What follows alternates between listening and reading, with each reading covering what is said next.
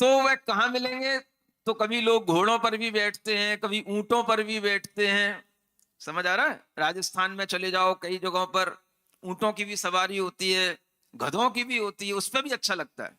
हाँ, कई फॉरेनर्स को मैंने देखा गधों पर भी बैठ करके वो बड़े खुश रहते हैं। भाई ये क्या बात है? अब वो तो कुत्ता इतना बड़ा नहीं है, नहीं तो कुत्ते पे भी बैठ करके सवारी कर ले। मेरा डॉगी। क्यों? तो लोगों को जो पसंद आ रहा है, इट मींस आप समझ सकते हैं उनकी एनर्जी उसी तरह की है जो उसी तरह के लोगों से वो जुड़ रहे हैं। अगर हम जानवरों की भी बात करें तो पहले के लोग अपने पास में क्या रखते थे? गाय और भैंस तो अलग बात हो गई। जो जितना बड़ा आदमी होता पहले वो उतने बड़े बड़े हाथी रखता, घोड़े रखता, गधे नहीं रखता। समझ आ रहा?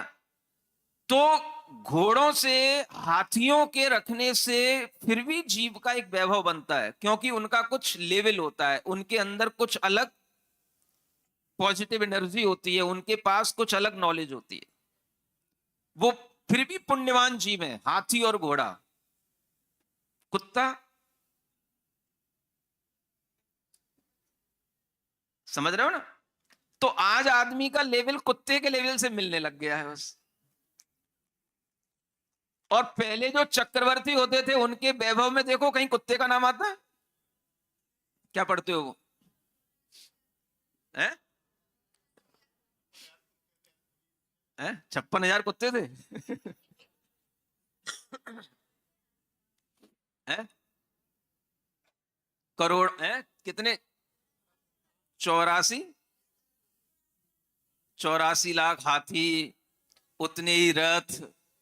समझ आ रहा है? करोड़ों घोड़े। ये बताया जाता है वैभव में, इसका नाम वैभव है। कितने कुत्ते पाल रखे हैं, इसका नाम वैभव है। तो आदमी का लेवल आज उतना ही हो गया है। कुत्तों वाला लेवल होगा तो वो सिर्फ कुत्तों तक ही अपने आप को सीमित रखेगा, उन्हीं से उन्हीं को पालेगा, उन्हीं के साथ खेले। समझ आ रहा है ना? तो आप समझ सकते हैं कि आदमी जिन चीजों से घिरा हुआ है वह चीजें बताती हैं कि आदमी का एनर्जी लेवल क्या है या उसकी इंटेलिजेंसी क्या है। आदमी जिन चीजों से घिरा हुआ है वह चीजें ही बता देती हैं कि वो आदमी का अपना व्यक्तित्व क्या है। किसी एक बहुत अच्छे नीतिकार ने बात कही है, अगर किसी आदमी का परिचय लेना हो तो उसके चार, जो लोग उसको घेरे रहते हैं, उसके जो चार फ्रेंड हैं, बस उनके बारे में हमें बता दो, हम उस आदमी को बता देंगे ये आदमी कैसा है। ये सत्य बात है।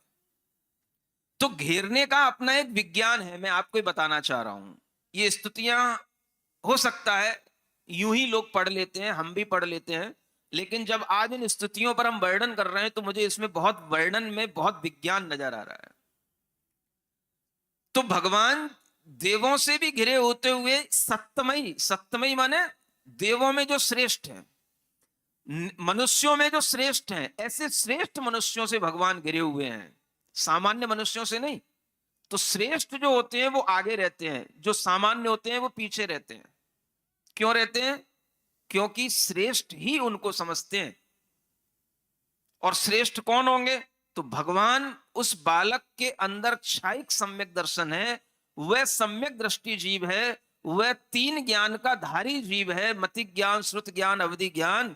तो उसको घेरे हुए लोग मिथ्या दृष्टि जीव नहीं होंगे, वो भी सम्यक दृष्टि जीव होंगे।